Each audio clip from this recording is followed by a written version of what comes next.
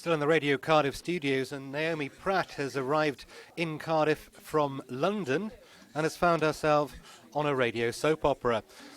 What was that experience like for you, Naomi? It was quite unexpected. A bit of a surprise. What role were you playing? I was playing a visitor in a coffee shop.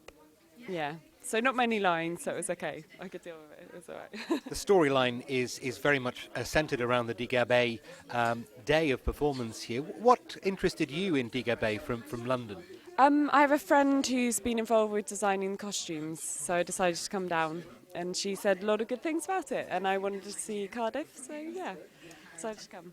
In a couple of hours' time, we'll see some of those costumes in the parades, which are going to be setting off. Are there any in particular that you can recommend us having a look at?